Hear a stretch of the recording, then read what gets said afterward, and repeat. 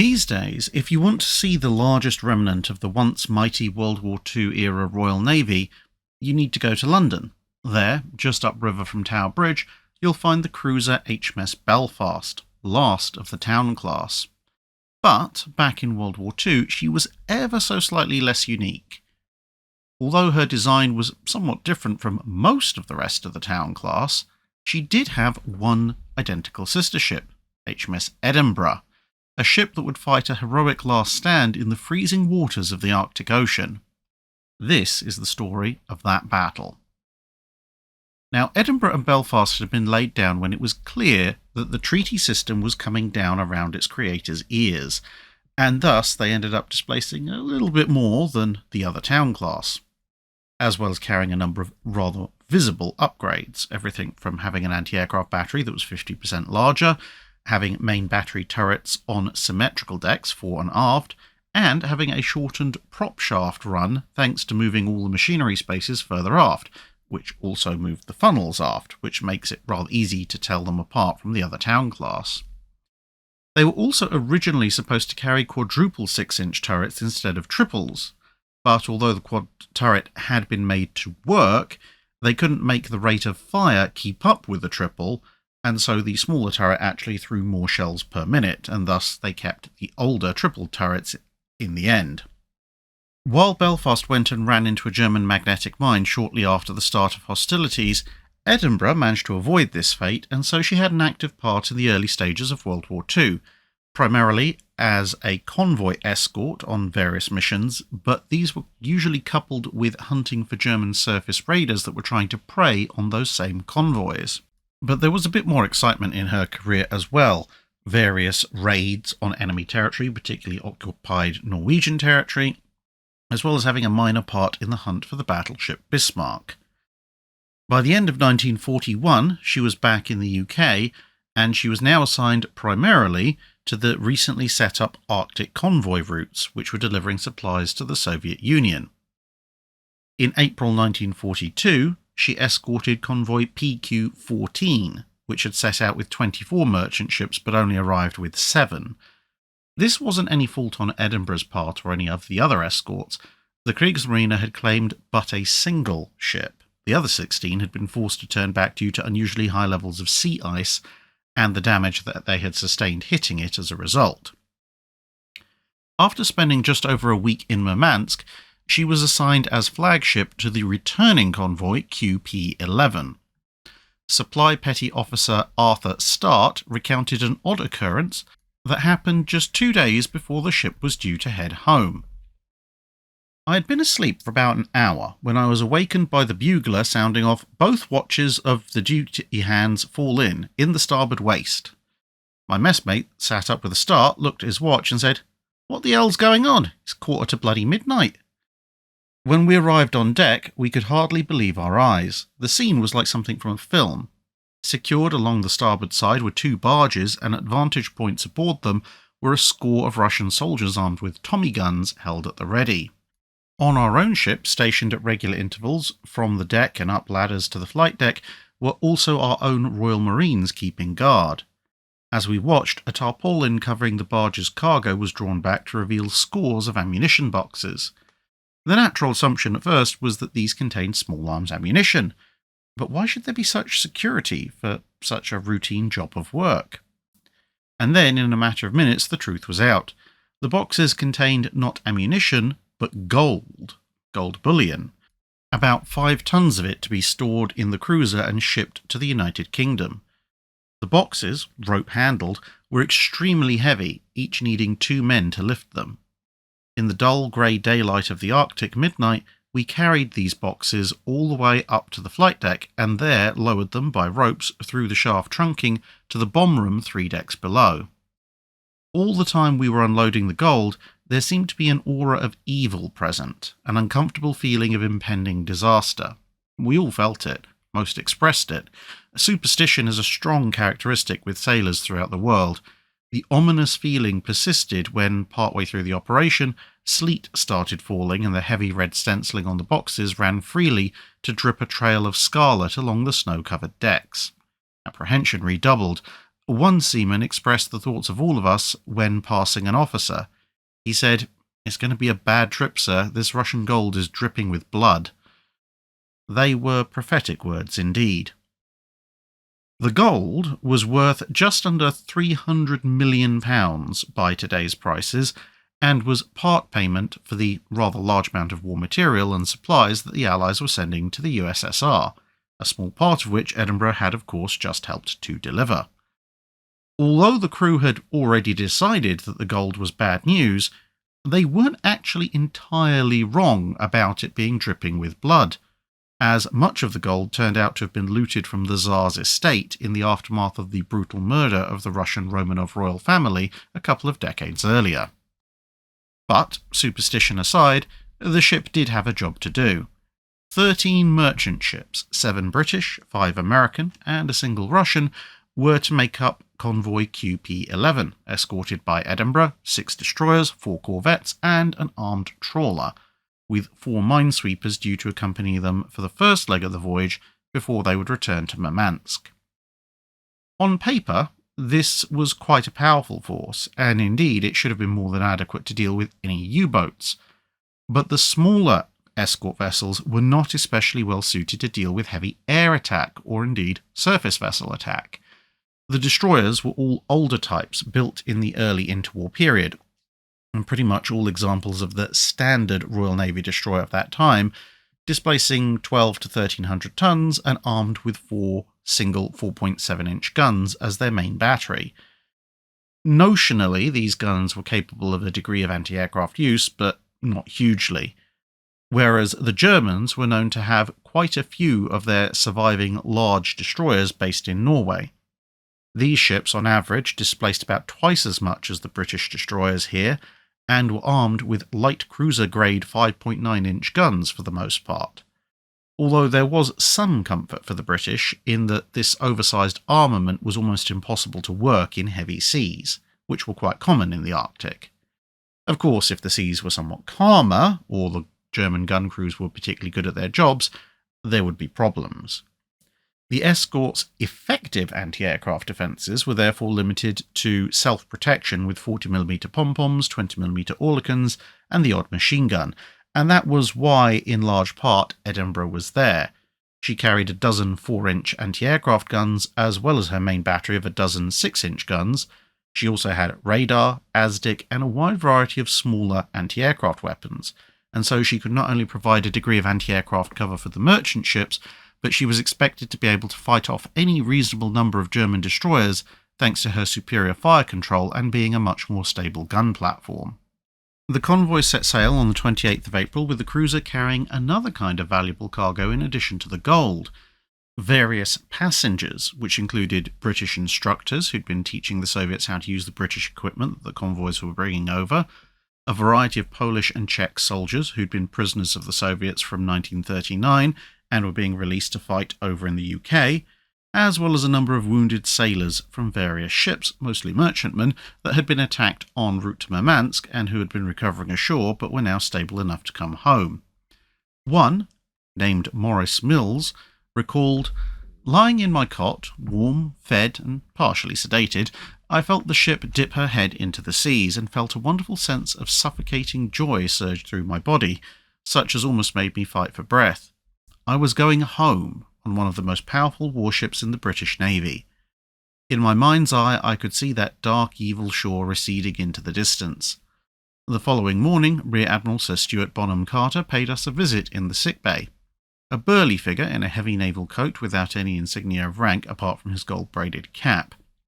The Admiral was full of bonhomie and confidence as he spoke with each of us. Before leaving, he made a short speech. "Well, lads, you know we're escorting convoy QP-11 back to England. I don't think our German friends are going to let us pass without a fight, so you must prepare yourselves for action. But never fear, you're in the hands of the Royal Navy, and we'll get you back safely." Stirring words. On the 29th, a German reconnaissance aircraft was spotted, and the convoy knew, therefore, that attack was likely to follow. Soon, high-frequency direction-finding fixes were established for various U-boats in the area, and since Edinburgh's primary missions were to get her 2 valuable cargoes home safe and to fight any German destroyers that showed up, She was moved from following the convoy, a position that was known to be favoured by U-boats, to about 20 miles northwest of the convoy, away from the expected line of approach for hostile submarines, but close enough to be summoned in the event of German surface ships appearing. But no escort was afforded her, as it was thought that this would leave a critical gap in the convoy's screen, although some of the escorting destroyers thought that this was a mistake. And so the cruiser sailed on alone, undertaking a zigzag course which most ships used at the time to try and throw off a submarine's aim. Off the Norwegian coast, meanwhile, in addition to the aircraft and U-boats that had set out almost as soon as the reconnaissance report had been received, 3 large German destroyers were making ready to sail: the Z7 Hermann Schürmann, Z24 and Z25. The first was a Type 1934A class destroyer armed with 5 single 127mm or 5-inch guns amongst its other equipment, and the latter 2 were Type 1936A or Narvik class destroyers, and these were armed with the 150mm or 5.9-inch guns. Back at the convoy, the weather had degenerated into a series of storms. The seas piled high enough to come flooding down the ventilator shafts into the mess decks, and between the water and the heaving ship, it was tea and corned beef sandwiches only. It was impossible to prepare anything more complex. Unfortunately, up ahead lay U-456. She was nearing the end of a patrol and had only 2 torpedoes left aboard. But when the captain popped up his periscope, he was surprised to find an unescorted cruiser meandering back and forth through the snow squalls at a stately 20 knots. Instead of rushing to make an attack, he observed the ship for some time, estimating how long each leg of the zigzag was as it came ever closer to him. The cruiser seemed completely unaware of the U-boat's presence. He guessed that perhaps the ice, wind and high seas were hiding his periscope from being spotted, and so eventually, as Edinburgh passed close and began another leg of her course, knowing that she'd stay on this particular leg for at least a couple more minutes, U-456's captain, Max Teichert, ordered both his remaining torpedoes fired. Aboard Edinburgh, though, the sub had in fact been noticed, but a fatal mistake had been made. The ASDIC operator had signalled the bridge a while ago that he was getting a firm contact dead ahead, pretty close, and closing fast. He had in fact spotted U-456, and at this stage the ship was in a perfect position to just speed up, break course, and head back to the cover of the destroyers. Unfortunately, that information reached Admiral Stuart Bonham Carter, and he decided that if a U-boat were indeed that close, it should surely be spotted visually as well, and since no one had reported a sighting, the contact therefore must be one of those strange audio artifacts that ships were encountering this far north. Maybe it was a chunk of ice grinding itself apart as it was swept towards them by the wind. And so the operator was ordered to disregard the contact, and instead fall out from action stations and non-duty hands to tea was sounded. This was the first time the crew had been stood down since they had left Murmansk about 2 days previously. Leading stoker Leonard Bradley was one of many who were immediately on the hunt for a hot beverage. He said, "Just before the torpedo struck, I happened to go into the stoker's mess deck, which was fairly crowded at the time, and was talking to a friend of mine, a young amateur boxer called Harrington. As we chatted, the torpedo exploded in the oil tank below us. The whole mess deck split in 2, and as the lights went out, Harrington and I and at least another 50 men fell straight into the storage tank, which was partially filled. The emergency lighting failed to come on, and we were down there in complete darkness, floundering around in oil and water.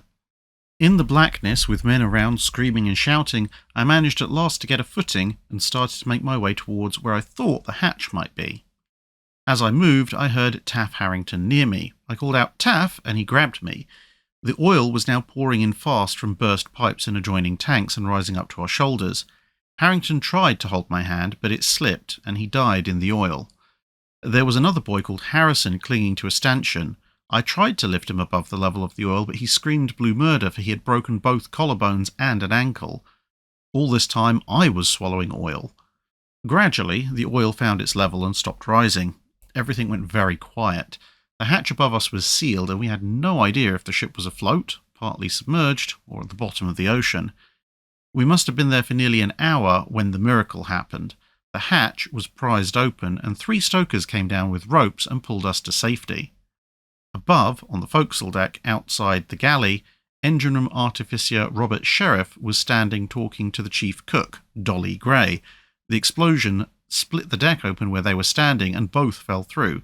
Sheriff managed to cling to a projecting ledge and regain the deck, but the chief cook was propelled on downward and was never seen again. Arthur Start, who we heard from earlier, was also looking for a cup of tea elsewhere in the ship. I was in the petty officer's mess at the time the first torpedo hit. All the lights went out, but fortunately I happened to have a torch in my pocket. Realizing that the mess decks below might still contain trapped men, we lifted back the hatch cover of the vertical shaft down through which the gold had been lowered. Sure enough, within the compartment we could see men swimming around in oil and water. My mate ran to fetch ropes and ladders, but while he was away, several of the men below managed to get into the shaft, which was only 2 feet square. Within the trunking, there were no ridges or ledges to provide a hold, but in desperation, those men somehow managed to come up through by working their knees and backs against the sides. Eventually, the hatch was sealed. There were several men still down there, but they were dead anyway. Poor old Maurice Mills was, of course, in sickbay. Following the catastrophic explosions, there was a split-second silence. The ship trembled like a wounded animal as the seas rushed into her gaping wounds, and then the all-too-familiar cries and screams of the wounded. Panic broke out in the sick bay as thick, oily smoke reeking of cordite belched through the alleyways, filling our confined space. I felt sure I was about to die, but was terrified of dying like a rat caught in a metal box, sinking in the icy depths of the Arctic Ocean. In a blind panic, I desperately struggled to pull myself over the cot side in order to fall to the deck and crawl out of this death trap. I'd almost made it when a sailor rushed in and hoisted me onto his shoulder. "It's all right, mate, I've got you." With superhuman strength, he battled his way over a tilting deck through a milling crowd of seamen, up several iron ladders, and laid me on the open deck. He didn't wait to be thanked, even supposing I could have spoken any words through chattering teeth, but returned below to rescue others. A true unsung hero. Owing to the violent manner necessary to get me from below, my various wounds had all burst open, and yet again I could feel the hot blood pumping from my stump. I might have bled to death, but for the fact I was lying on an open deck clad only in a hospital nightshirt in a snowstorm at -20°F. The blood was literally freezing in my veins. My body and mind were exhausted by the relentless punishment they had taken, and the Arctic weather was rapidly freezing my thinly clad, tortured body. I felt no pain, even as the blood turned into icicles. The vast ocean, the towering superstructure of the cruiser belching flames and smoke, the scream of escaping steam, the shouts and cries of the crew going about their various duties, all began to fade into a swirling grey mist. I was dying, but felt warm and contented. The first torpedo had smashed into the Edinburgh amidships under the forward superstructure just forward of the foremast. This had flooded a number of compartments, with the blast damage flooding as far back as the 4-inch anti-aircraft magazine. It also cut the main power circuits and, as we've seen from the survivors' accounts, plunged the ship into darkness. The second torpedo blew off the stern, including the rudder and the starboard inboard propeller shaft. A good portion of the quarterdeck bent upwards and wrapped itself around the guns of the aftmost turret, known as Y turret, with the guns, in turn, punching through the thin deck plating and thus leaving the turret in the rather annoying position of being essentially fine, but now completely unable to move due to the new steel mask that it was wearing. Two things kept the ship from sinking almost immediately. Firstly, the ship's crew almost instantly sprang into action with damage control efforts. Despite the main electrical switchboard and the damage control headquarters station having been obliterated by the amidships hit, it took them all of 3 minutes for the sailors to patch together a bypass and bring the backup diesel generators online, restoring most of the ship's power, with the exception of the electrically powered communication system, which forced the crew to fall back on sound-powered telephones and voice tubes. The other thing that kept the ship afloat was the design changes from the rest of the Town class, and indeed most cruisers, or most warships to be honest if it comes to that. Instead of the start of the machinery spaces being just after the forward magazines, on Belfast and Edinburgh these were, as we mentioned earlier, displaced significantly aft. If you overlay the machinery layout of a typical cruiser, including the older variants of the Town class, it reveals that the amidships hit would typically have flooded the forward machinery space, cutting available steam power in half, and critically in this case, the forward boilers were the ones that provided main power for the outer shafts. The aft boilers and turbines were also intact, but one of the two shafts that they powered was just gone, and the other was bent up in the wreckage of the stern. And thus, if the ship had been laid out normally, she would have been immediately dead in the water, with one of the largest compartments of the ship immediately starting to flood. Instead, much like her sister ship, the machinery layout had, for now, saved the ship. The next task for the damage control crews was to stop the flooding from spreading further, to pump out compartments where they could, and conduct a controlled counterflood to address the 6-degree list that the ship had picked up.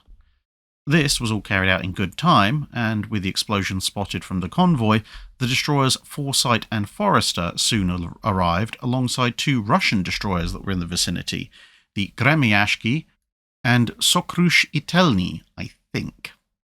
Gradually, the Edinburgh worked up to a crawl using one of her outboard propellers, with Forester trying to take the ship in tow, but between the mangled mess of the stern under water acting as a kind of fixed rudder that was trying to make the ship turn constantly to port, and the wind and the wave shoving the ship around, the tow wire inevitably snapped. Meanwhile, U-456, out of torpedoes, surfaced nearby to take in the result of her handiwork and report back to headquarters. On the strength of her report, the three German destroyers would have their orders changed. U-boats were to harry the convoy and were doing so already. They were instead to try and hunt down the damaged cruiser.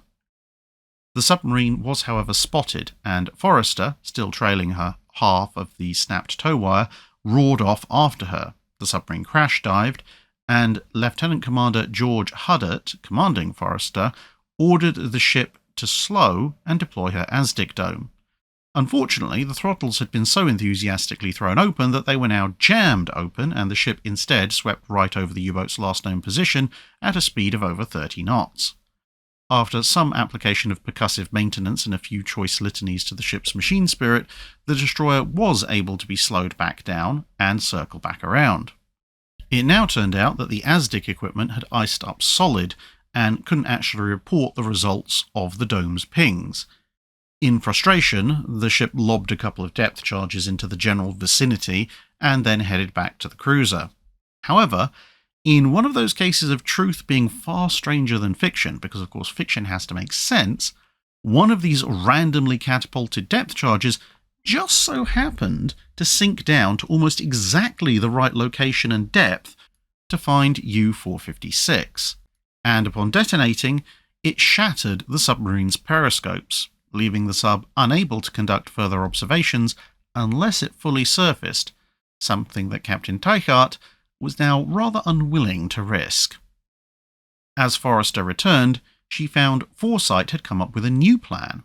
She'd instead attached a tow to what was left of the stern, after some energetic members of Edinburgh's crew had used acetylene cutters to remove much of the upturned plating, which freed up Y-turret and cleared the stern arcs of fire to a certain degree, as well as the attachments for tow cables, albeit this came at the cost of the wreckage taking the portside inner shaft with it on its way to the ocean floor.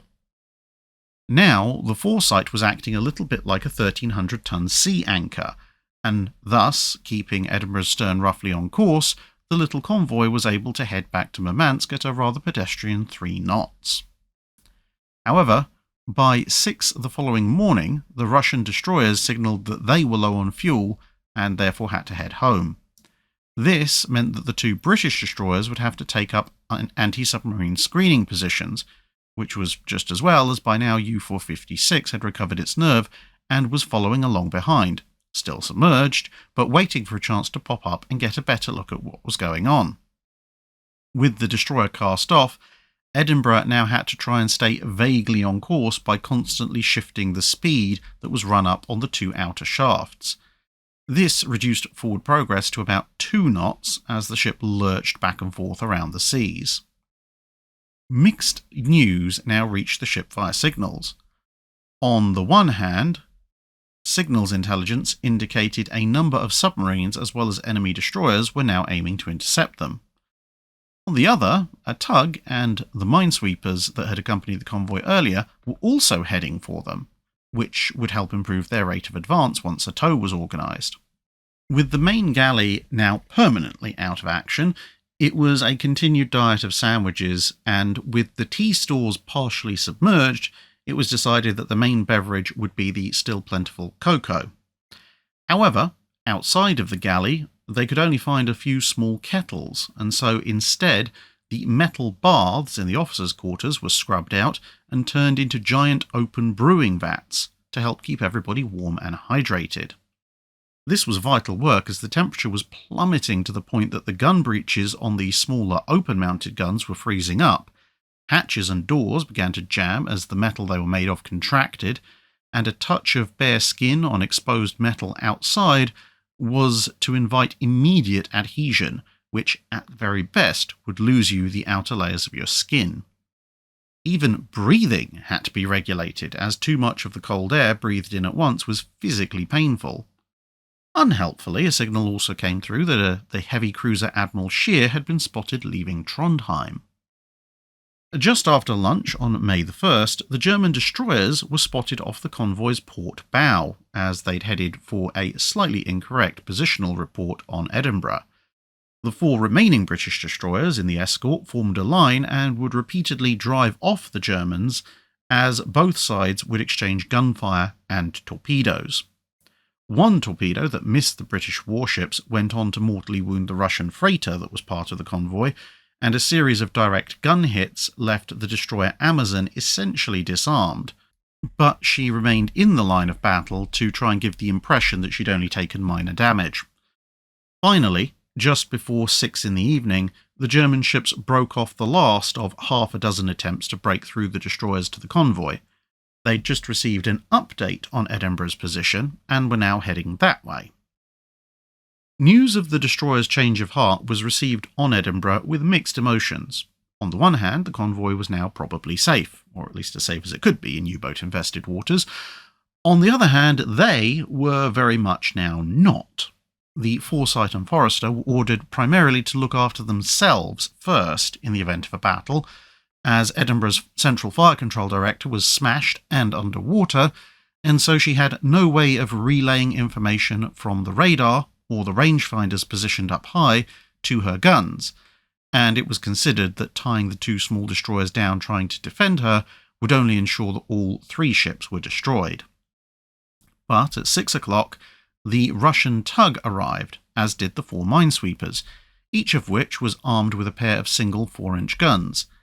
These on paper were near useless against the big German destroyers, but collectively they might be of some assistance if the formation came under air attack. But as it turned out, the tug wasn't strong enough on its own to tow the cruiser, and an improvised solution was devised with the tug on one line and the minesweeper Gossamer on the other. Between them, they managed to get the cruiser's bow pointing in vaguely the right direction, and the speed came back up again to about 3 knots. The German destroyers, racing along at the best part of 35 knots, caught up rather quickly. Their plan, if they could, was to attack from the north with the wind, and then use all their remaining torpedoes in one massive salvo to bracket the Edinburgh almost immediately before turning away into nearby fog to wait for the impacts. Just after 6 o'clock in the morning on May the 2nd, they came across the oil slick that was trailing from Edinburgh and closed in for the kill. The first ship that they came across was the 800-ton minesweeper HMS Hussar, serving as part of the anti-submarine screen just aft of the cruiser. Massively outgunned, Hussar nonetheless turned broadside on and began spitting 4-inch shells at the oncoming Germans about as fast as they could be loaded. So spirited was her resistance that the German ships found themselves obligated to break formation and return fire, the gun flashes alerting the rest of the British ships to the arrival of the Germans. Edinburgh then cast off all tow lines and rang up all remaining power, lurching into a slightly unsteady circle to port at a speed of about 8 knots. Hussar was finally forced to fall back by a hail of gunfire, and she retired behind the cover of the destroyers Foresight and Forester, which had themselves run up full speed and charged in to fire a spread of torpedoes and whatever guns they had that weren't frozen solid at the German interlopers. It was, however, a massively unequal contest that could only end one way. Except for one unexpected factor: Edinburgh herself. The gun crews had worked out how to jury-rig their anti-aircraft fire control system, fooling it into thinking that the German destroyers were just particularly large and slow-moving planes, and were thus able to guide their 4-inch guns against surface targets. And although the 6-inch turrets were entirely under local control, and could barely see anything in the swirling snow and rising seas, B turret, the forward superfiring turret, was close enough for those on the bridge, who were higher up, to be able to yell down sighting reports to Lieutenant Howe, who was merrily standing atop an open hatch on the roof of the turret with a few basic ranging instruments, which he could then pre-position to take sightings when the German destroyers appeared. Thus, with this thoroughly bodged-together system in effect, bearing in mind Howe then had to shout down his observations through the hatch to the gun crews, and with her battle flag flying defiantly, Edinburgh came about in her uncontrolled turn and opened fire. Ships from both sides were plunging into and out of sight as snowbursts, waves, and various hastily laid smokescreens obscured vision one moment and were then promptly blown away by the wind the next. In the midst of this maelstrom, a runner appeared with a signal from the Admiralty. Apparently, the cruiser Admiral Scheer had reappeared in Trondheim and therefore was not going to attack them. A message which was marginally welcome and might actually mean something, assuming the ship survived the next few minutes. Remarkably, given that they were operating on essentially a very loud version of Chinese whispers, B-turret shooting was incredibly accurate. Convinced that they were closing in on a helpless cripple, the crew of the Hermann Sherman were given rather a shock when the cruiser's first salvo landed close enough to send splinters pinging across the deck. The destroyer heeled away immediately at a rather large angle, but it was too late. Snarling and spitting like a cornered predator, Edinburgh blasted her second salvo straight into the exposed underside of the German destroyer, shattering all her machinery and control systems. The ship coasted to a halt, dropping smoke floats to hide her, as Edinburgh swung continuously gently to port and then vanished for a moment behind a snow squall. Forester and Foresight were tangling with Z-24 and Z-25, but the Germans were unsurprisingly getting the better of it. Z-25 engaged Forester, landing multiple hits which wiped out half her main armament and disabled the forward boiler room, as well as killing a number of the crew, including Lieutenant Commander Huddart, her captain. Foresight then positioned herself between the German ships and her sister to draw their fire. She was rather successful in this endeavour, as she was then in turn hit repeatedly by both Z-24 and Z-25, but with both British ships still firing back, Z-24 fired its remaining torpedoes at them in frustration. But these missed their intended target. Z-25 was then hit by continued fire from Forester and was prompted to expend her own torpedoes in an effort to take down the pint-sized assailant. Even more annoyingly, the minesweepers were taking the opportunity to dash in and out of various bits of cover, sending a few salvos of 4-inch downrange before darting away again. Frustrated beyond all measure, and with their flagships settling rather dangerously, Z-24 and Z-25 broke off their attack and made to rescue the survivors of the Sherman, which had been firing off its own torpedoes in a vain attempt to hit something, and was now signalling that the crew were abandoning ship. Once the crew had been evacuated, the Sherman would have to be scuttled. This evacuation was carried out by Z-24 and Z-25 with great skill, as all three German ships were still under a general fire from the British minesweepers and destroyers. With their decks now crowded with survivors, who would of course be massacred by even a single 4-inch shell hit, the two remaining German vessels signalled the Sherman's last position for the U-boats, as they knew that some of the crew had taken to boats and rafts and would still be out there somewhere, and having concluded they'd done all they could, they headed for home. But in the latter part of all this battle, there was a distinct lack of 6-inch gunfire. Unknown to the Germans at the time, they had actually succeeded in their mission, albeit completely unintentionally. One of the torpedoes they'd flung at Forrester had kept going after missing its target, only to hit Edinburgh as she swung around behind once again. This hit occurred only slightly further aft than the first amidships hit, and on the opposite side. This flooded more spaces, including, critically, the forward boiler room, which put the outer shafts, the only remaining active ones, out of action, and blew a hole in the ship that joined together with the previous one to leave the amidships held together only really by the keel plating and upper deck plating. Remarkably, the jury-rigged power cables somehow survived all this, and as the ship coasted away to a halt in a calmer portion of the sea, she was able to keep up a covering fire until the ship gradually swung about such that B turret could no longer be brought to bear. Realising that the ship was now doomed, and with a hole that you could drive a smaller ship through in her middle, probably fairly quickly, the minesweepers Gossamer and Harrier were rapidly recalled from German poking duty and came alongside to transfer off first the wounded and the passengers, and then the rest of the crew.